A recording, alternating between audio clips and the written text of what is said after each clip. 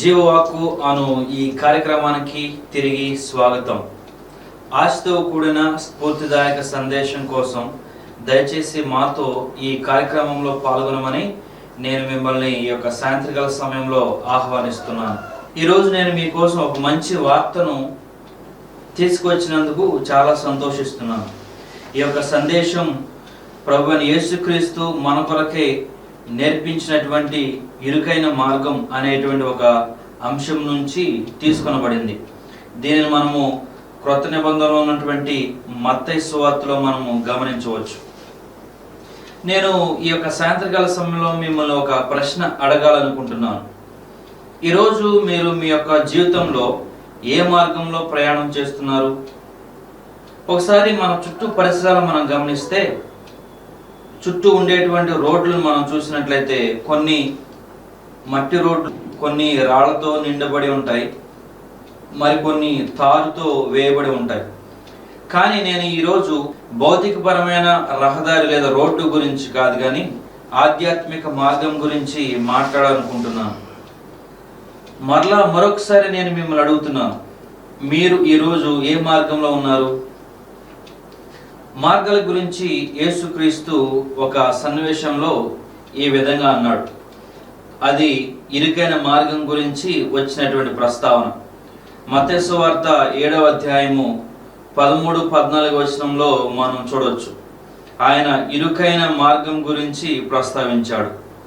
ఇరుకు ద్వారమును ప్రవేశించుడి, నాశనమునకు పో ద్వారము వెడల్పును, ఆ దారి విశాలమునై ఉన్నది, దాని ద్వారా ప్రవేశించువారు అనేకులు.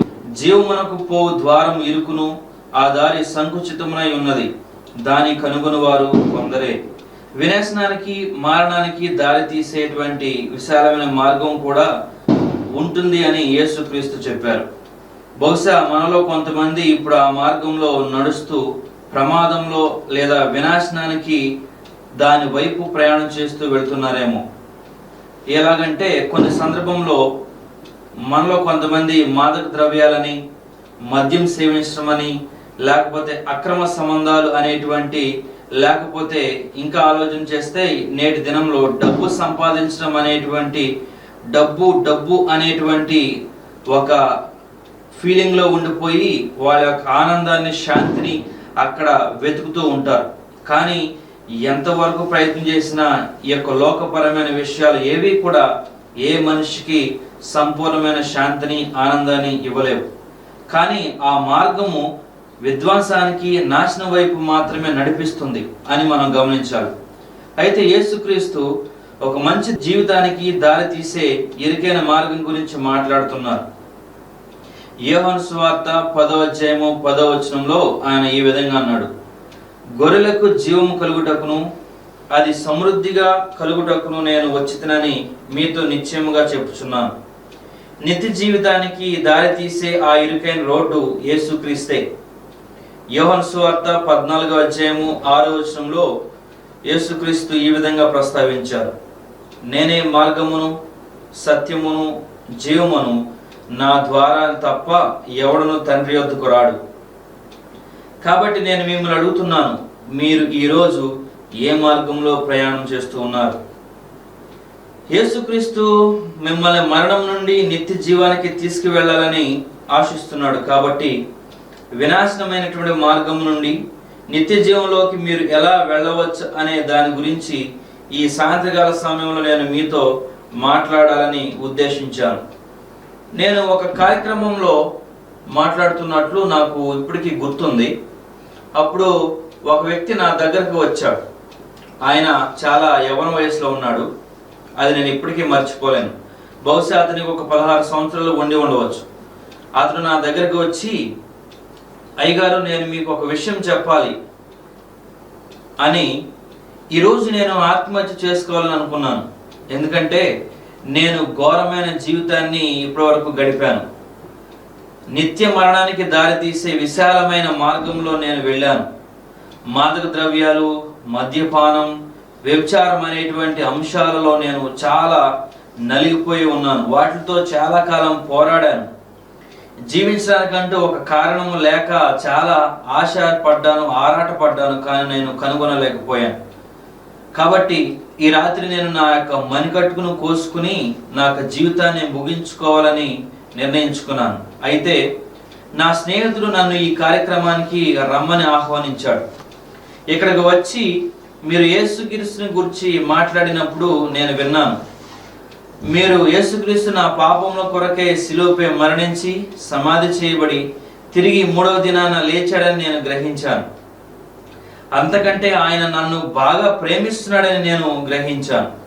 ఆయనను నేను నమ్మాను. కాబట్టి ఈ రాత్రే నా జీవితాన్ని నేను యేసుక్రీస్తుకు సమర్పించుకుంటున్నాను.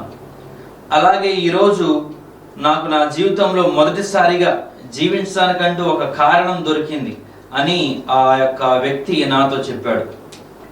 మిత్రులారా, మీరు జీవించడానికి ఒక కారణం కోసం ఆరాటపడుతున్నారా?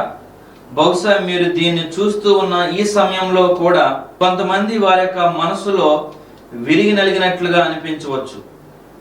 కొన్ని సందర్భంలో మీ హృదయం భారంగా ఉన్నట్లు భావించవచ్చు.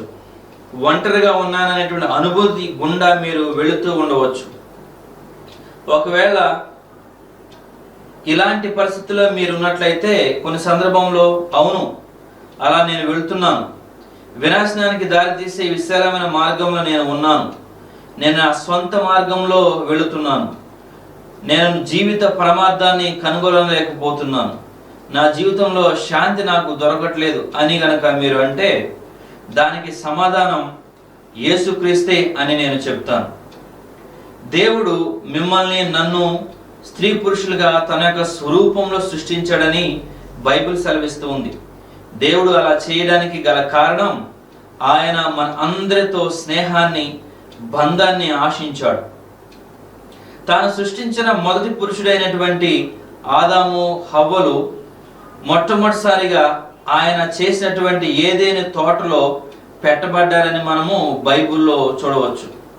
ఏదైనా తోట అనేది చాలా పరిపూర్ణమైనటువంటి ఒక అందమైన ప్రదేశం. అక్కడ ఏ విధమైనటువంటి సమస్యలు కానీ, కరువు, రోగాలు, మరణాలు లాంటి ఆందోళన లేనటువంటి ఒక చక్కటి ప్రదేశం. అక్కడ వాళ్ళు నివసించారని వాక్యం సెలవిస్తూ ఉంది. అక్కడ వాళ్ళు దేవునితో ఒక పరిపూర్ణమైనటువంటి బంధంతో జీవించారు.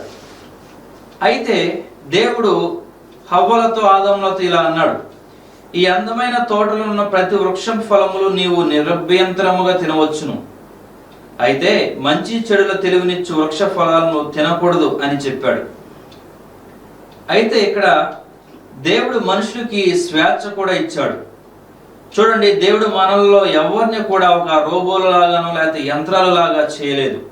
ఆయన మనకి సంపూర్ణమైన స్వేచ్ఛనిచ్చాడు. అంటే ఒక విషయం దేవుడు మనకి చెప్పినా దానిని పాటించవచ్చు, పాటించును, కూడా వచ్చు. ఎందుకంటే అది స్వేచ్ఛ మనకే ఉంది. ఆ రకంగా దేవుడు మనం సృష్టించాడు. అంటే మనం ఆయనకి విధేయత చూపించడము లేదా చూపించకుండా ఉండటం కూడా మనం ఎంచుకోవచ్చు. ఆయన చెప్పేది వినాలా లేదా వద్దా అనేది కూడా అది మనిషి ఇష్టమే. ఆయన ఎవరిని కూడా బలవంతం చేయడు. అలాగే ఇంకొకరిని ప్రేమించాలా లేదా ప్రేమించకూడదా అనేటువంటి విషయాన్ని కూడా మనము ఎంచుకుని చేయవచ్చు.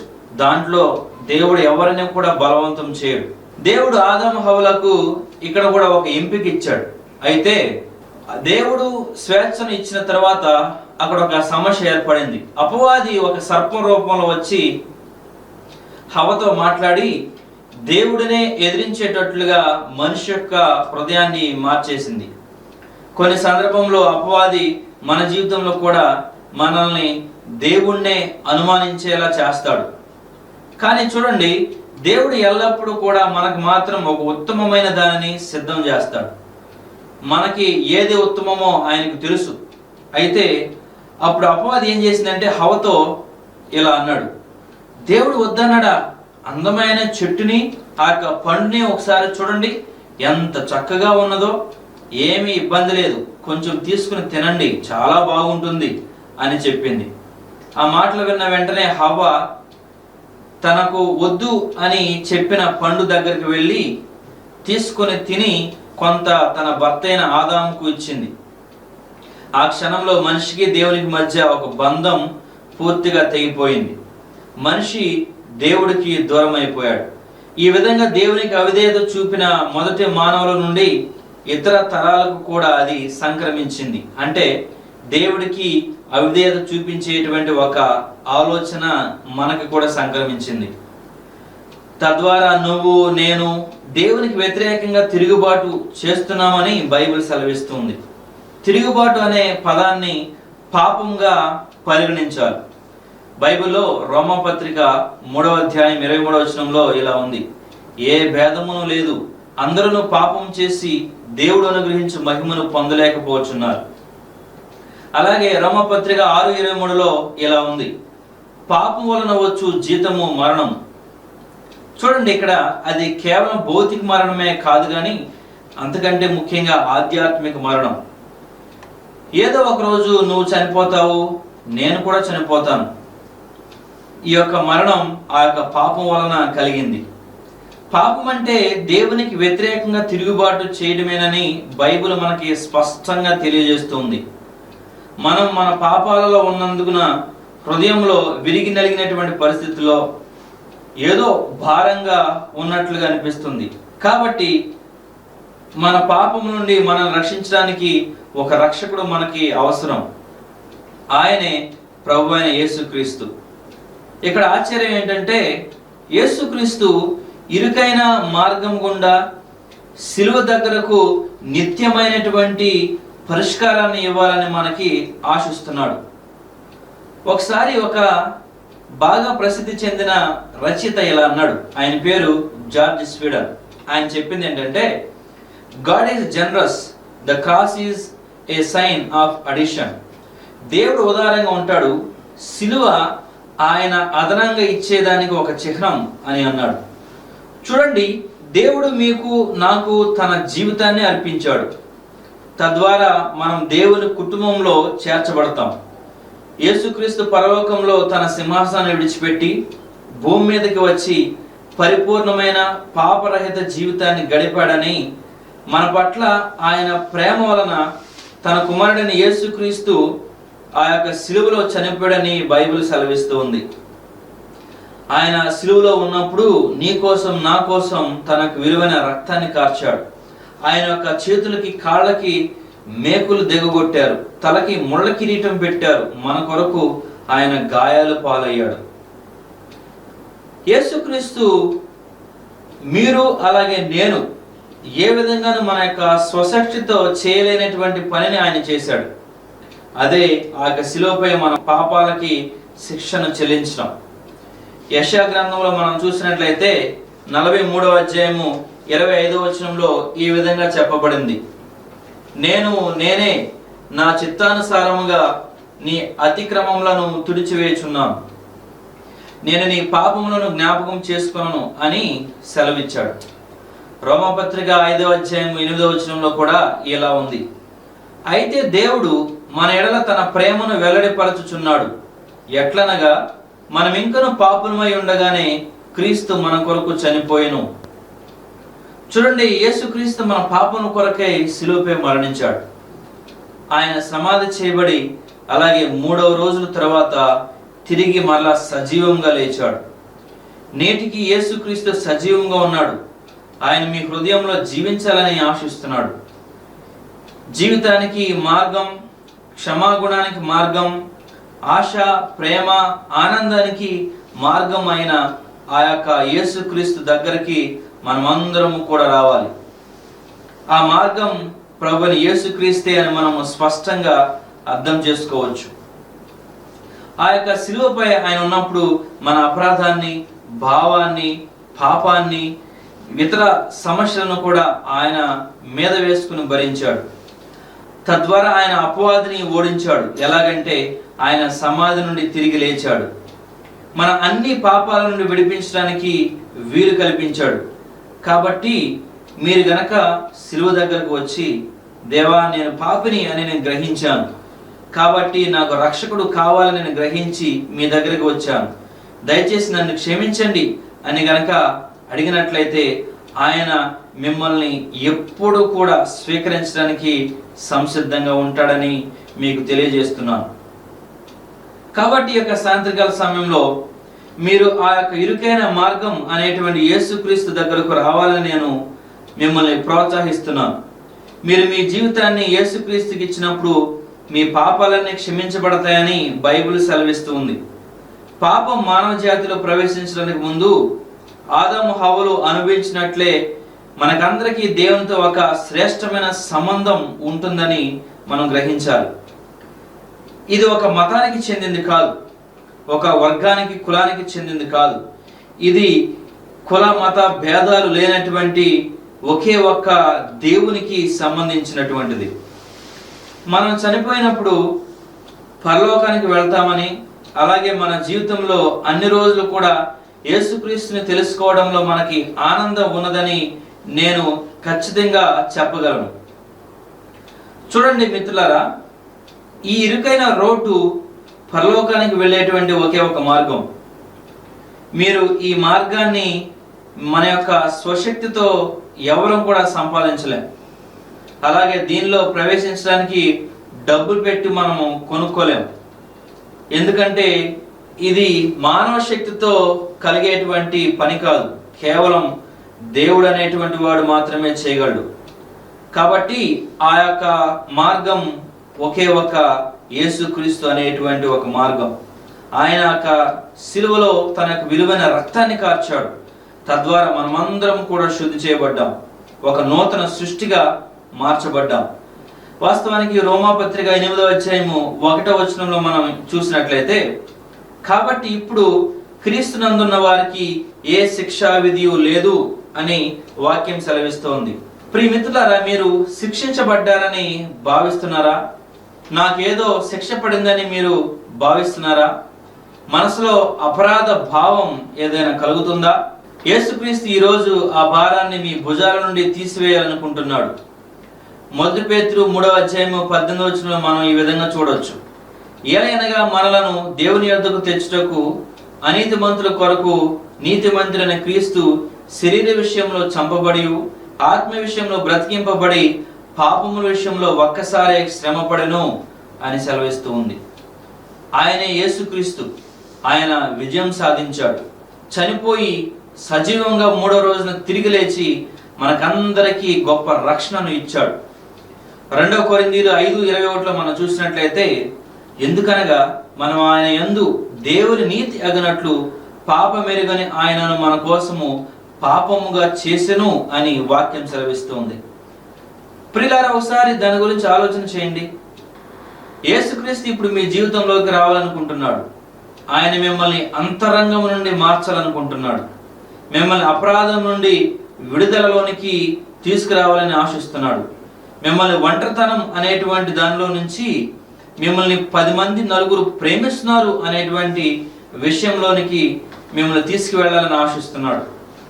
కాబట్టి ఆ యొక్క సిలువ దగ్గరకు వెళ్ళడం ద్వారా మన అందరికీ, మీ అందరికీ శాంతి సమాధానం లభిస్తున్నాయని నేను మీకు సెలవిస్తున్నాను.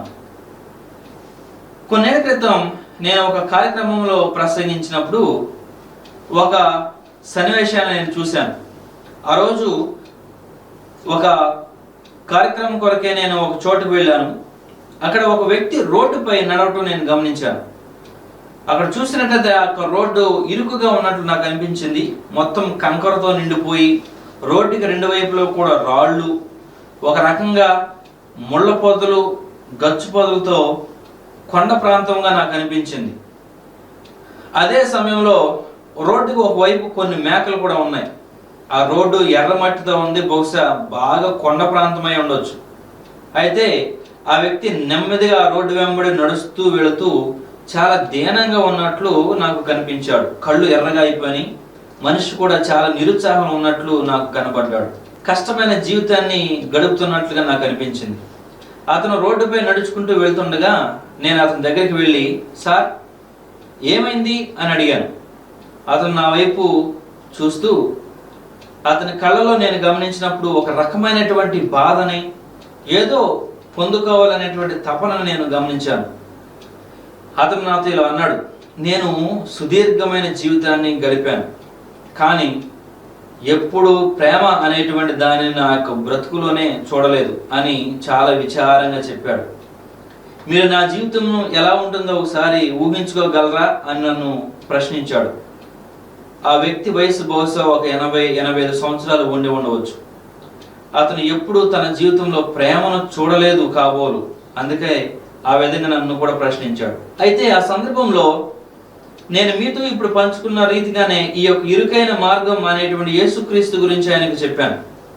యేసుక్రీస్తు గురించి ఆయన భూమి మీదకి వచ్చాడని, కన్యమరి ద్వారా ఈ యొక్క లోకానికి మానవ అవతారాన్ని తీసుకున్నాడని, వచ్చి పాపరహితమైన పరిపూర్ణ జీవితాన్ని గడిపాడని, భూమి మీద ఉన్నప్పుడు ఎన్నో స్వస్థతలు, అందులకు చూపు, ఎన్నో గొప్ప కార్యాలు చేశారని నేను చెప్పాను.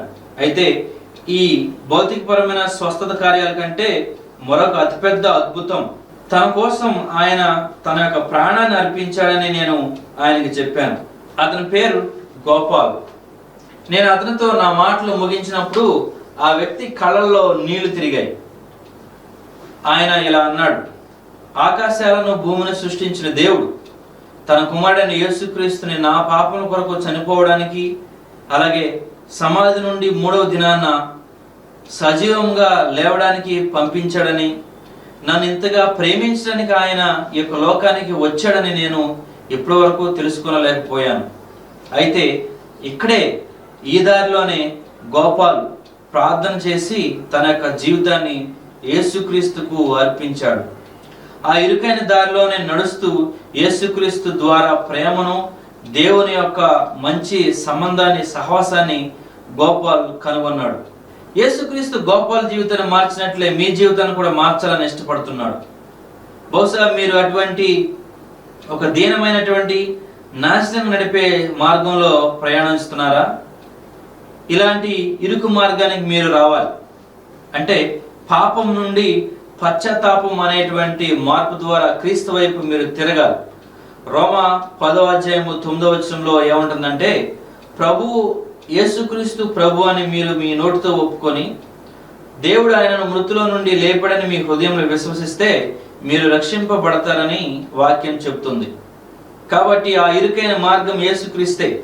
యోహాను సువార్త 14వ అధ్యాయం 6వ వచనంలో ఆయన ఇలా అన్నాడు, నేనే మార్గమును సత్యమును జీవము, నా ద్వారానే తప్ప ఎవడును తండ్రి వద్దకు రాడు. అలాగే ఎఫెసీ 2వ అధ్యాయం 8-9 వచనాల్లో, మీరు విశ్వాసం ద్వారా కృపచేతనే రక్షింపబడి ఉన్నారు, ఇది మీ వలన కలిగినది కాదు, దేవుని వరమే, అది క్రియ వలన కలిగినది కాదు గనుక ఎవడును అతిశయపడ వీలు లేదు. దేవుడు మీకు ఇచ్చిన రక్షణ వరం ఒకటే, అది ఆయన ఇచ్చేటువంటి ఒక గొప్ప వరం. దాన్ని మనలో ఎవరు కూడా మన యొక్క శక్తితో సంపాదించలేరు, డబ్బుతో కొనలేరు కూడా. అది ఒక బహుమతి, దాన్ని దేవుడే ఇస్తాడు.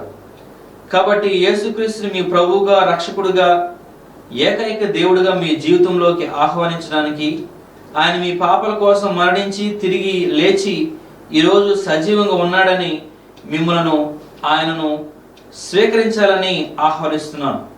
కాబట్టి ప్రియ స్నేహితులారా, నేను గత కాలం నుండి ఈ విధంగా దేవుని యొక్క వాక్యాన్ని పంచుకుంటున్నప్పుడు ఎంతోమంది వారి యొక్క జీవితంలో నిజదేవుణ్ణి తెలుసుకున్నారు. తద్వారా వారి యొక్క బ్రతుకు మార్చబడింది. అలాగే ఈరోజు కూడా మీరు ఆయనను స్వీకరించాలనుకుంటే ఈ యొక్క చిన్న ప్రార్థనను నాతో కూడా మీరు చేయాలని మనం చేస్తూ ఉన్నాం. కాకపోతే ఒక విషయం, ఈ ప్రార్థన మిమ్మల్ని రక్షించలేదు, కాకపోతే మిమ్మల్ని రక్షించేటువంటి దేవుని దగ్గరికి మిమ్మల్ని నడిపిస్తుంది. కాబట్టి ఆయనను స్వీకరించడానికి మీరు సిద్ధంగా ఉండి మీ యొక్క జీవితంలో ఇప్పుడు గనక ఆయనను పొందుకోవడానికి ఆశపడినట్లయితే నాతో పాటు ఈ యొక్క చిన్న ప్రార్థనను చెప్పాలని మనం చేస్తూ ఉన్నాం. ప్రార్థన చేసుకుందాం. అందరూ కలిసి నాతో ప్రార్థించాలని మనవి. ప్రార్థన. ప్రియమైన దేవా, నేను పాపిని అని నాకు తెలుసు. నా పాపం కోసం శిలువపై చనిపోవడానికి, సమాధి నుండి తిరిగి 3వ దినాన లేవడానికి మీ కుమారుడైన యేసుక్రీస్తును నా కొరకు పంపించారని నేను నమ్ముతున్నాను. ప్రియమైన యేసుక్రీస్తు, నా హృదయంలోనికి రండి, నా యొక్క పాపాలను క్షమించండి, నా యొక్క జీవితాన్ని మీ యొక్క ఘనతకై ఉపయోగించుకోనండి అని నేను ప్రార్థిస్తున్నాను. ఇప్పుడు విశ్వాసం ద్వారా నేను నా జీవితాన్ని పూర్తిగా మీకు అంకితం చేస్తున్నాను. ఈ క్షణం నుండి నా యొక్క సమస్త జీవిత విషయాలు మీ యొక్క మహిమ కొరకై అర్పించుకుంటున్నాను. నా ప్రార్థన స్వీకరించి నన్ను పూర్తిగా ఆధ్యాత్మిక పరంగా మానసిక పరంగా సిద్ధం చేసినందుకు మీకు వందనాలు తెలియజేస్తూ యేసుక్రీస్తు నామంలో ప్రార్థించుచున్నాను. ఆమేన్. మీరు యేసుక్రీస్తును స్వీకరించడంలో నాతో పాటు ప్రార్థన చేసినట్లయితే ఆయన యొక్క గొప్ప కుటుంబంలో మీకు ఆహ్వానం పలుకుతున్నాను. దేవుడు మీ జీవితంలో చేసిన గొప్ప కార్యాన్ని మీరు అనుభవించిన విధానాన్ని బట్టి నేను కూడా చాలా సంతోషిస్తున్నాను. ఆయనతో మీరు ప్రారంభించిన ఈ యొక్క ప్రయాణం ఇంకనూ బలముగా చాలా ఫలభరితముగా ఉండాలని నేను కూడా ఆశిస్తూ, ఈ యొక్క ఆధ్యాత్మిక ప్రయాణంలో మీకైనా సలహాలు సూచనలు కావాలంటే నేను ఆధ్యాత్మిక పరమైన సహాయాన్ని ఇవ్వడానికి సిద్ధంగా ఉన్నానని నేను మీకు తెలియజేస్తున్నాను.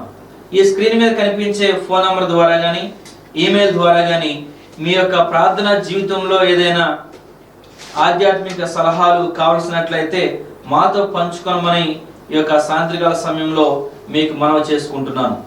మరలా ఈ విధంగా దేవుడు కలుసుకోవడానికి సమయాన్ని ఇచ్చేంత వరకు దేవుడు మనకందరికీ తోడై ఉండి నడిపించునుగాక. ఆమేన్.